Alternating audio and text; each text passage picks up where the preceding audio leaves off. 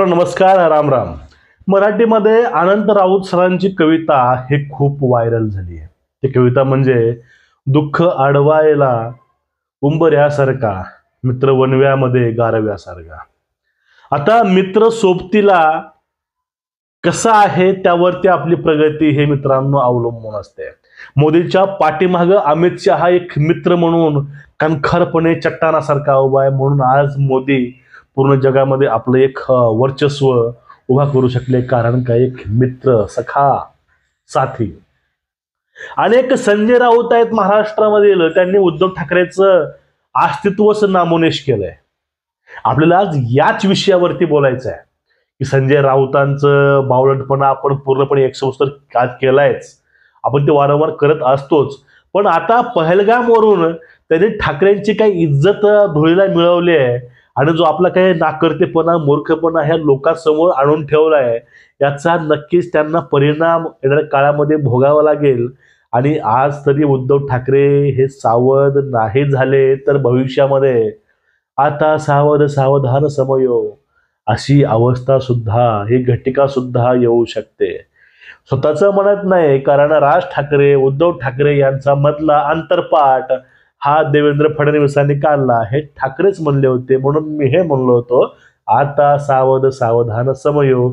ज्यांना कळालंय, त्यांना कळालं असेल त्यांनी खाली कमेंट करा.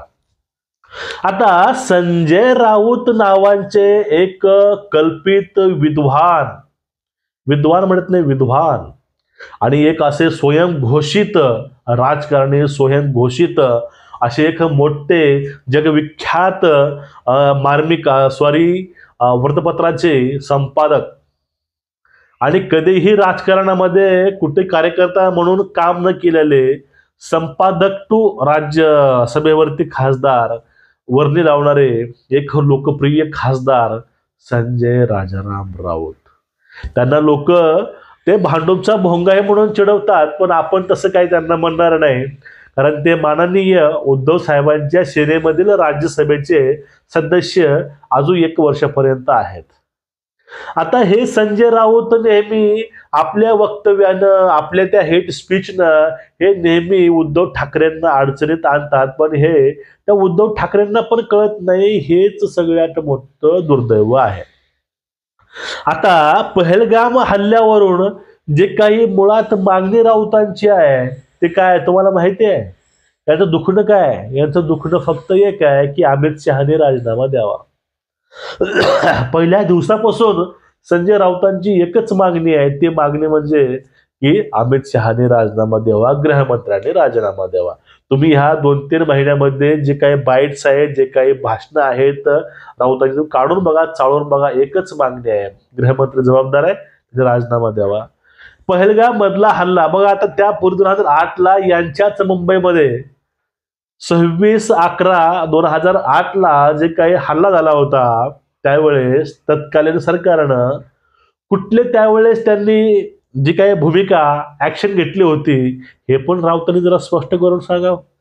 2004 ते 2014 पर्यंत काय काय झालं होतं, किती हल्ले झालेले आहेत, त्यावरती कुठली ऍक्शन त्यांच्या आताच्या सोबती पक्षाने घेतले तेही उघड करून सांगावं.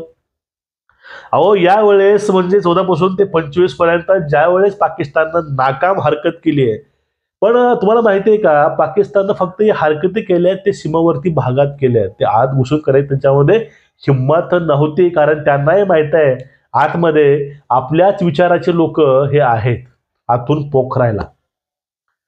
पण ज्या वेळेस पहलगाम झाला त्यावेळेस यांचं एक म्हणणं होतं. ते म्हणणं काय होतं की त्या ठिकाणी ते 4 आतंकवादी तरी मारते गेले कुठं, पण डंके के चोट पर अमित भाईंनी श्रावण महिन्यातल्या पहिल्या सोमवारीच ऑपरेशन महादेव अंतर्गत त्या 3ही हरामखोरांचा त्या ठिकाणी त्यांना लागतं मारलं गेलं ते गाणं. पण या ठिकाणी आता यांचं दुखणं वेगळंच आहे. म्हणजे कसं आहे की यांचा जी काही ओढ आहे पाकिस्तानच्या बाजूनं, अहो लोकांची चाटायची म्हणजे चाटायची किती. तुम्ही विरोध करा, राजकीय विरोध असावा, पण देशाच्या विरोधामध्ये आपण गोष्टी करतोय आणि आपण आयडल हे देशविरोधी कृत्यामध्ये होतो, हेही पाहणं तेवढंच महत्वाचं आहे. आता ट्रम्प विषयी एक मुद्दा काढतात की ट्रम्पला हे बोलले नाहीत, ट्रम्प विषयी आणि त्यावेळेस सांगतो जयशंकर यांनी स्पष्ट करून सांगितलं की या मधल्या काळामध्ये ट्रम्पचा एकही कॉल मोदींनी घेतला नाही, कारण ते मनमोहन सिंगाचा किंवा काँग्रेसचा भारत नाही, हा हिंदुत्ववादी सरकारचा मोदींचा भारत आहे. यामध्ये सगळे जे काही भारताच्या संस्कृतीविषयी भारताच्या विरोधामध्ये कोणी कोणी असेल त्यांना इथं उत्तर हे चोख मिळतं. पाठीमागच्या काळामध्ये सीमावर्ती म्हणजे पाकव्याप्त काश्मीरमध्ये फक्त भारताने स्ट्राईक केले होते, पण यावेळेस 100 किलोमीटर आतमध्ये घुसून तेथील 9 एअरबेसला ठोकलं गेलं, तेथील आतंकवादी तळाला ठोकलं गेलं. ही एक नव्या भारताची ओळख आहे. आणि तिथं हे काय म्हणतात, तिथं म्हणतात की या ठिकाणी ते एक सोलापूरची खासदार काहीतरी आहे प्रणिती शिंदे, त्यांचे वडीलच पाठीमाग गृहमंत्री होते बघा, शिंदे साहेब. त्यांचं म्हणणं असं आहे की भारताचं नामोज निशाण बाहेर राहिलं नाही, ऑपरेशन सिंदूर एक तमाशा होता. अहो हे गोष्टी बोलताना तुमची जीभ झडली कशी नाही, सडली कशी नाही. तुम्ही सिंदूर विषयी बोलत नाही, तुम्ही आपल्या आर्मी विषयी बोलतात. म्हणजे भारताचे किती विमानं पडले, भारत कसा हरला, भारत कसा म्हणजे या ठिकाणी लढू शकला नाही, भारत कसा कमकुवत आहे, भारतामध्ये कशी काही हिंमत नाही, भारताचं बाहेर नामोनिशाण राहिलं नाही. म्हणजे भारताला बाहेर जगामध्ये एक नाकाम देश, एक असा सगळ्यात कोलमडलेला देश हे दाखवायचं आणि एक घाटच घातलेला आहे.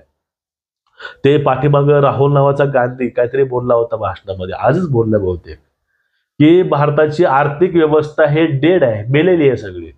पण आज 2-3 नंबरला भारत आहे. भारताची 3 ट्रिलियन 4 ट्रिलियन अर्थव्यवस्था आहे. सगळ्यात मोठा हा भारत हा समोर येतोय. पण हे यांना नेमकं पसरवायचं काय माहितीये का, यांना हिंदुत्ववादी सरकारच्या विरोधामध्ये, मोदींच्या सरकारच्या विरोधामध्ये यांच्याकडे ठोस गोष्टी कुठल्याच नाहीत. फक्त हे काही लिब्रांडो सोबत घेऊन काही एक गोष्टी नेरेटिव्ह पसरवायचा प्रयत्न हे लोक करतात, हे खूप निंदनीय आहे. आता हे सीजफायर हे ट्रम्पनं घडवून आणलं. अरे पूर्ण जगाला माहित आहे पाकिस्तान गुडघ्यावरती भारताचे पाय चाटत होता. त्यावेळेस फक्त युद्धच बघा, युद्ध हे प्रत्येक गोष्टीचा पर्याय नसतो. युद्धामुळं भरपूर हानी होतात आणि युद्धामुळं शत्रू देशच नाही पण आपण सुद्धा खूप पाठीमागे जाऊ शकतो. मग यांना भारत किंवा पाकिस्तानची अर्धी व्यवस्था संपवून यांना बसायचं होतं का? इथं हा एक मोठा प्रश्न येतो. म्हणजे या लोकांना भारताला समोर घेऊन जायचंय की पाठीमागे घेऊन जायचंय असो, पण या ठिकाणी ट्रम्प काय म्हणतो यावर यांचा विश्वास आहे की तो 32 वेळा म्हणला होता की सीजफायर मी केलो. पण भारताचं सैन्य, भारताची एअरफोर्स, भारताची आर्मी, एअरफोर्स, प्रधानमंत्री आणि भारताचे जे डेलिगेशन आहे ते छातीत ठमकावून सांगतात. यावरती संजय राऊतांसारख्या लोकांचा विश्वास बसत नाही. हेच मोठं दुर्दैव आहे.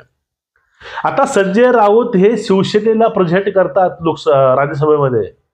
मग त्यांचे जे खासदार म्हणते की सरकारची भूमिका चांगली होती, प्रियंका चतुर्वेदी, या ठिकाणी राऊत हे वेगळंच नेरेटिव्ह सेट करतात. मग यामध्ये नेमकं होतंय का? यामध्ये नाचक्की होते, ते म्हणजे उद्धव ठाकरे यांची. राज्यसभेमध्ये प्रत्येक गोष्ट ज्यावेळेस राऊत बोलतात त्यावेळेस राऊत फक्त बोलून जातात. अहो राऊतचं जाते काय, आज इकडे उद्या तिकडे आहेत, त्यांचं काय. पण जे पक्ष, जे काही शिवसेना आहे ते उद्धव ठाकरेंची आहे, ते शिवसेना कशी वाढवायची, कशी ठेवायची हे त्यांच्यावरती अवलंबून आहे. पण याचा बघा, या विषयावरती सध्या उद्धव ठाकरे काहीच नाही बोलत. पण या ठिकाणी संजय राऊत हे आपली आग पकड या ठिकाणी दररोजचं न चुकता करतात.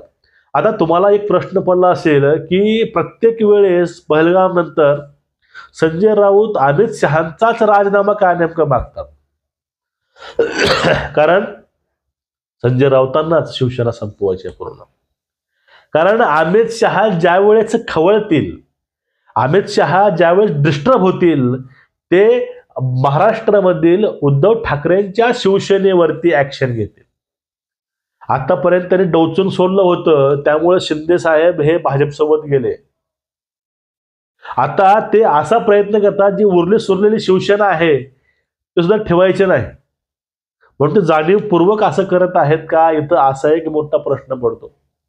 आता नागेश आष्टेकरांना सुद्धा अमित शहांनी त्यांच्या वाढदिवसानिमित्त फोन केला होता, खासदारांना. मग यातून तुम्हाला गोष्ट कुठली समजते की जाणीवपूर्वक उद्धव ठाकरेंचे शिलेदार संजय राऊत हे अमित शहावरती आगपाखड करतायत का? जे काही आरोप अमित शहावरती केले गेले ते पूर्ण खोडून काढलेले आहेत. कारण ते ऑपरेशन महादेव, ऑपरेशन सिंदूर हे यशस्वी झालंय आणि अजूनही ऑपरेशन सिंदूर चालूच आहे. आता एक नवीन मुद्दा आणला याने पुढे, ते म्हणजे ट्रम्पनं 25% टॅरिफ हे लावलेलं आहे. म्हणजे भारतीय जी काही वस्तू आहेत त्या वस्तू जर अमेरिकेत पाठवायच्या असतील त्यावरती 25% कर. मग यावरती ही मोदींनी कडक कार्यवाही केली आहे. मोदींनी अमेरिकेला स्पष्ट सांगितलं की ज्या ठिकाणी आमच्या संस्कृतीवरती, देशावरती कुणी काही बोट उचलेल त्यावेळेस आम्ही ह्या गोष्टी करणार नाहीत. आणि त्यांनी सांगितलंय ज्यांचं नातं आमच्यासोबत चांगलं आहे आम्ही त्याच्यासोबत ट्रेड करू. त्यामुळं अनेक कंटेनर हे रोखले गेलेत आणि सध्या पाकिस्तान, अमेरिका आणि भारत यामधला जो काही ट्रेड आहे, व्यापार आहे, तो सध्या बंद केलाय. हे ना इंदिरा गांधी करू शकल्या असत्या ना हे नेहरू करू शकले असते. हे फक्त मोदीच करत आहेत. ह्या सगळ्या गोष्टी भारत बघत आहे, महाराष्ट्र हे बघतंय गोष्टी सगळ्या.